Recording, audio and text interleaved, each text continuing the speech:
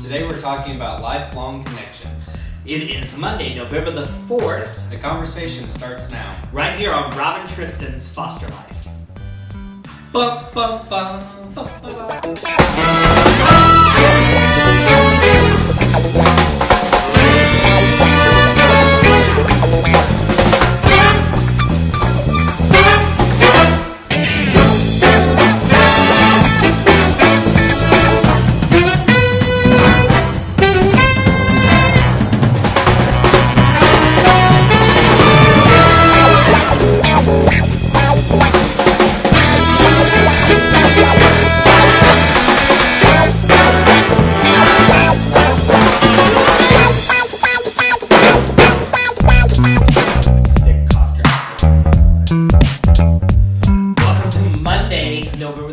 Here on Rob and Tristan's Foster Life. Woo! We're back from the weekend. We had Halloween. We did trunk or treats all weekend because they had them like after Halloween at some of the churches and stuff. So I'm like trick or treated out. I'd say you have enough candy at your house. Oh my gosh. You know what? I need to bring it down to the studio here and let our guests and people like in the green room just eat on this stuff because we have so much.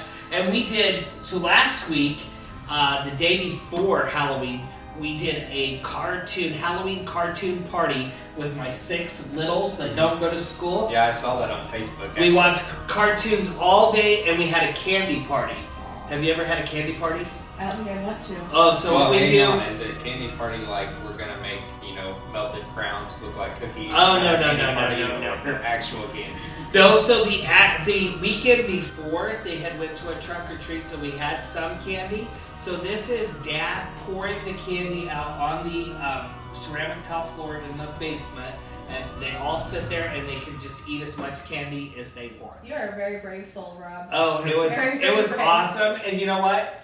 I now am the coolest dad in the house. Ethan has nothing on me because I did a candy party, and it was a lot of fun. And then you bundled them up and made them go outside, right? Yeah, no. They kept watching movies and they crashed, actually. They had that big sugar rush and then I go down there before dinner and all of them were passed out on the couch watching cartoons. So that was a lot of fun. That kind of worked to your benefit. Yeah. Did you do anything for Halloween? Not much. No. Really? No, I didn't really get into the spirit on that. Oh my gosh. And what about you?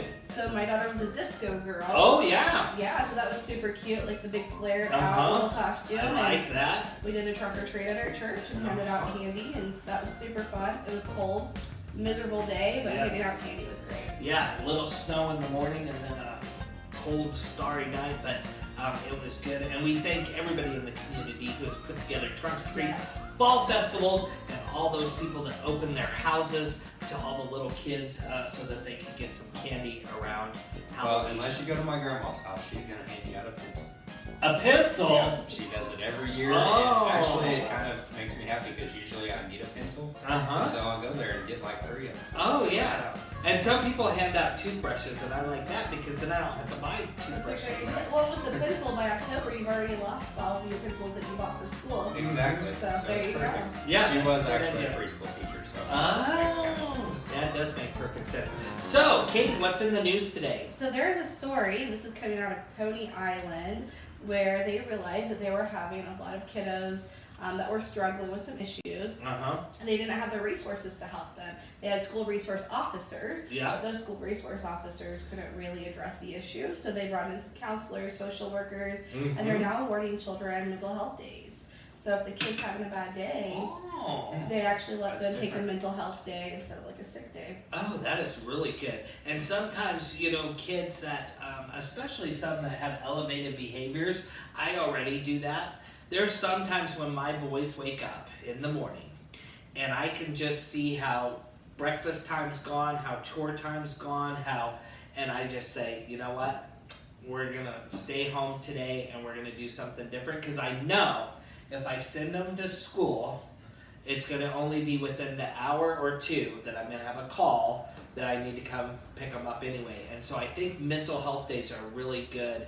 And especially with kids that are in care too. Well, I think for like my teenagers, what's so important is school's big, and you have a lot of drama sometimes, and some days they just need to be able to check out and really take a break from that and process.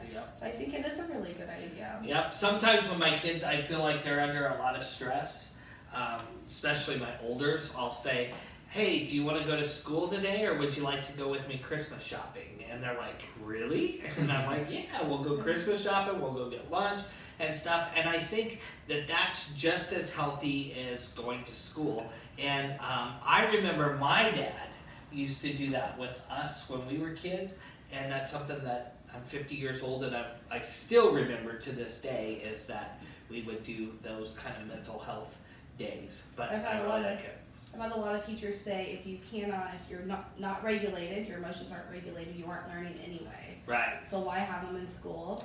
Take them out and give them that day to process. Well, Rob and Tristan are back today, and it's been a little bit. He wasn't with us last week because he was busy at work. And if you missed Friday's show, Katie is now going to be on Rob and Tristan's Foster Life every Wednesday, and she's going to be talking about lots of different things, but she owns an agency that works a lot with bio families and kids called the Family Advocacy Solutions, and she has a lot of background in that. And what really makes it neat for Rob and Tristan's Foster Life is now we have a past social worker that's on the show, we have a foster dad that's on the show, we have Tristan, and he had foster kids in his home, his parents fostered for a little bit, and then we have somebody who is actually working in the grind with the bio parents and kids, and so that just makes a really good team for us and makes for really good shows. And then we still have Joe Mama that from time to time will stop by and do snacks with us. I love snacks. Just snacks, Yeah, me too. When we come back today, we're going to talk more about, what are we talking about? Long-lasting connections. Yeah, long-lasting connections and relationships for foster kids and parents. Right?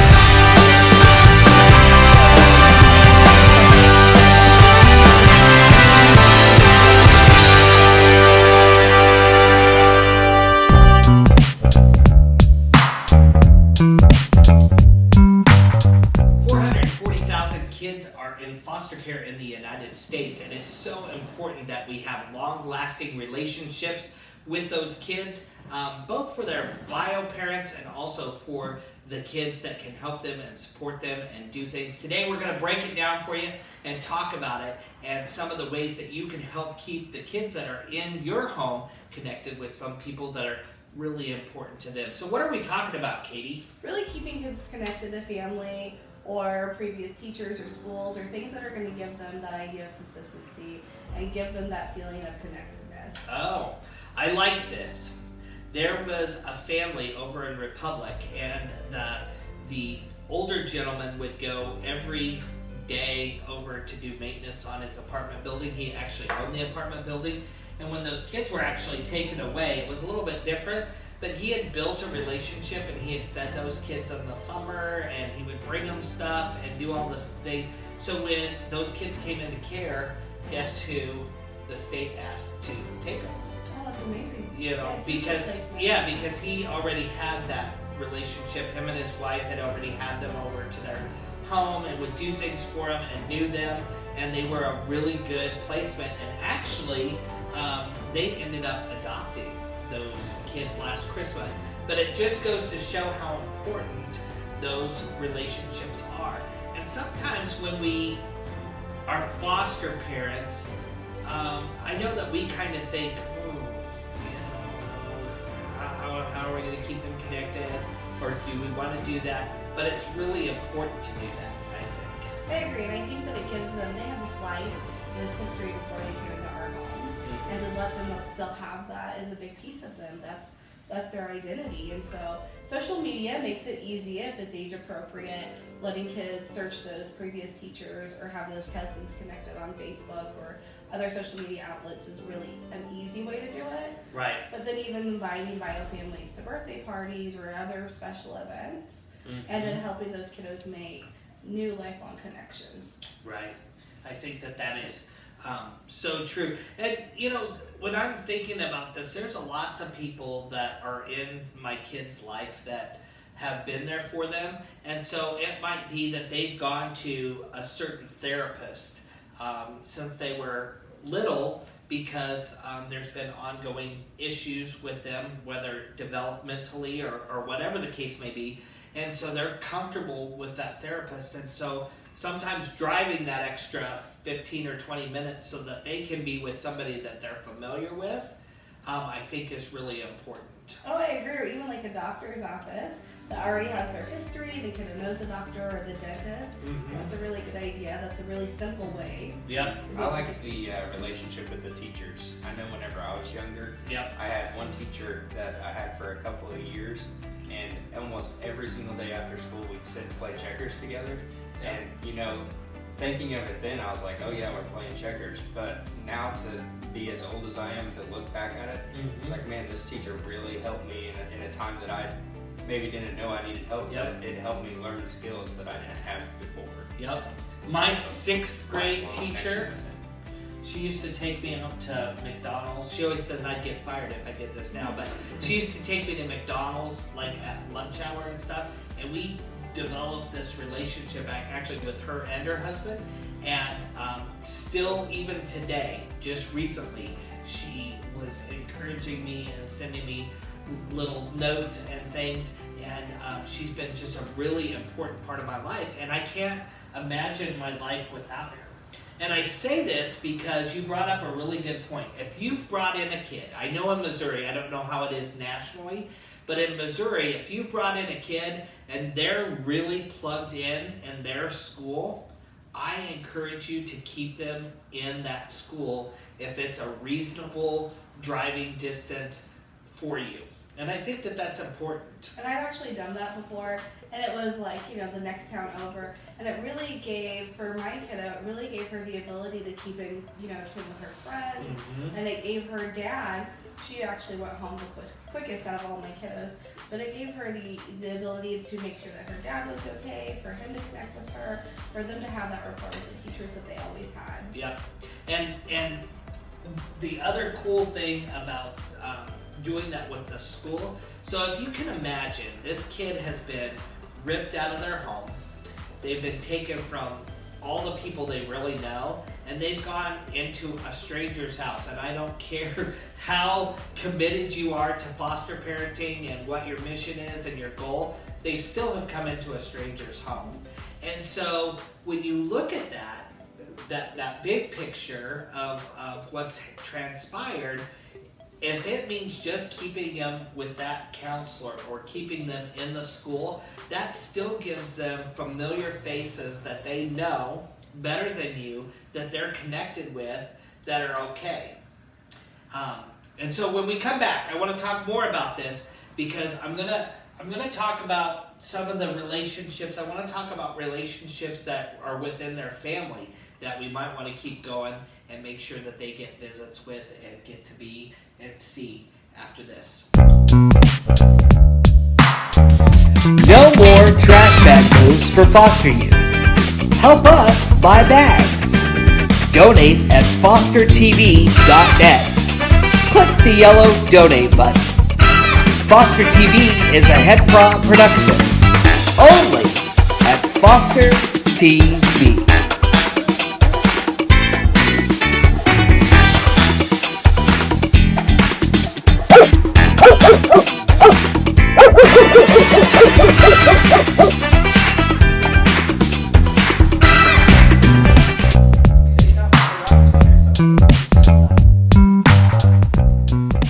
Welcome back to Rob and Tristan's Foster Life. Today we're talking about long-lasting relationships, and I think that this is really important. One of the things I was thinking about is like grandparents, and sometimes like grandparents, they might not have been the best placement, or they went through a home study, and for whatever reason, the kids couldn't be placed with them. And sometimes it's just they're older. And that doesn't mean that they're a bad candidate for these kids to be in contact with, right? Oh yeah, for sure. I think extended family is a great resource for kids. It gives them that connectivity that they need, and really gives them that family culture that they're going to miss out on. I know growing up, my grandparents, they always had a Christmas get together where we stayed the whole weekend with my grandparents. And I know that, you know, say I was up for adoption and went to another family and they fostered me, I would rely on seeing my grandparents every single weekend, every year for Christmas. I mean, that was something that got me through life. And it's just a matter of having a conversation with the worker to make sure that how can we make this work? And I think it's really important. We have adopted Rose and Rosley, and their grandma wanted to be a part of their life after they were adopted. And she has been, it's Grandma Jamie, and we told her, we said, okay, well, you can't just be grandma to the two of them. You're gonna have to be grandma to all of them. And we don't expect anything from you. We don't expect birthday gifts, we don't expect Christmas gifts, we just expect you to be grandma. And she has done that really well. But I was thinking about these long-lasting relationships. Not only would she be missing out if we wouldn't have done that, but boy, we would be missing out. I mean, Ethan and I would be missing out. All of our kids would be missing out because she's just a really good support to our family, and our kids just love having her around. And I know that she'll always probably be there. Well, one thing that I heard and I thought was really great was whenever you do foster care, it's families for families. Yep. What the goal is really connecting families together because all families have strengths. Yep, and we have to be in this process to work for the kids. I mean, if you're really, so they ingrain in you that we're going to do what's in the best interest of the child. All the trainings that I go to, we're going to do what's in the best interest of the child. If we're going to do what's in the best interest of the child, these long relationships that they've had with their aunts, their uncles, grandparents, therapists, you know, whatever the case may be, I think if we're really doing what's in the best interest of them, as long as those are safe places to be, they still might need to be supervised, but I think we have to be open-minded to that when we are foster parents. Because those relationships really are important to the kids. Well, say it's even an hour drive to get to these family members. I mean, you know, that hour drive may be worth it because they may, you know things about this child that may help you out. Yep. Yeah, well, yeah, that might know to help you out. And so many times, the number one question that you and I get, and you have another job, so you don't always see them, but you see a lot of them. The number one question that we get is, how can I make these kids feel like they're a part of the family? I tell you what, if you're driving them an hour once a month to go see their grandparents and driving back, and then driving an hour to go see their grandparents and back, your actions speak louder than your words. If you are driving to the next city over to make sure that they can stay with their third grade teacher that they love and adore and like, and they can still do their Mighty Mites football after school, that action is going to speak louder than any words that you'll ever have. And this reminds me of our little Filipino boy that we had early on in fostering. We had multiple problems with this kid. High behaviors, and he was only in second grade. And he would kick you, he would cuss you, he would do anything. We took him from here out to Illinois to my family's, and we spent Thanksgiving there, and he was a part of that. And we showed him the Mississippi River, and we showed him boats, and we made him a part of our family. No questions asked. And it was on that trip back from Illinois that he said, I don't want to be an emergency placement. Can I just stay with you? And, but nothing could I say that would make him trust me, but those actions. That bond was created in this moment. And lets them know that they're a part. So quickly, we're talking about long-lasting relationships. You too can have a long-lasting relationship with these kids that are in care as well. And just recently, I was reading in one of the support groups, they were having a discussion whether you should include your foster kids in your family photos. And if you want your kids to feel like they're a part of something, absolutely. Because they're a part of your family right now. And if you want them to feel like they're not a part of something, not including them in those photos can really make them feel like they're not a part of something. But in saying that, not always when these kids go home do you have to break off that tie. If you build the right relationship with the bio parents, a lot of times they're going to want you to keep that long-lasting relationship because you might have had these kids in your home for a year, 2 years, 3 years, and then they went home. Well, guess what? You've created a really long bond with them. That's a long bond, but also you took them in their darkest moment, probably one of their darkest moments in their life. And there's nothing better than, I actually got a text before Halloween last week. One of my former kids wanted to come spend Halloween with me. There's nothing better than that. Or if her dad called me, she's done with school now, but I helped her. I was able to help her get set up for the high fat. Yep. And she took that first time try, aced it. But her dad would even call me and let me know what's going on with her or her older sister. Yep. So it's really nice. It feels good as a foster parent. Yep. And we always tell the ones that we know that are going home, if you ever need us, reach out to us. And I tell them, it doesn't matter if you need me next year or 10 years from now, you always remember me and you give me a call. We'll be back to wrap up.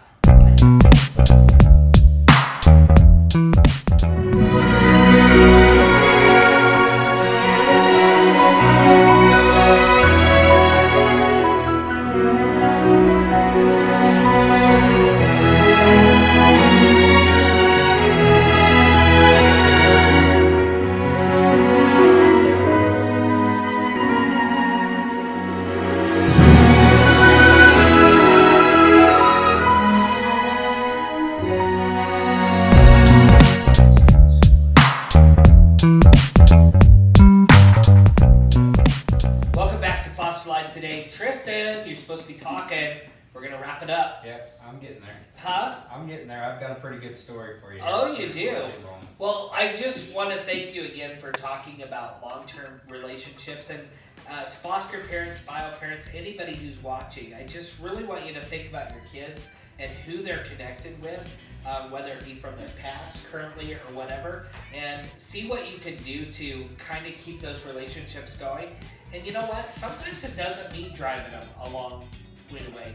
Sometimes it means, like our kids, sometimes they'll just write a letter to a grandparent or whatever. Or a phone call. Or a phone call, or there's all sorts of things. Email.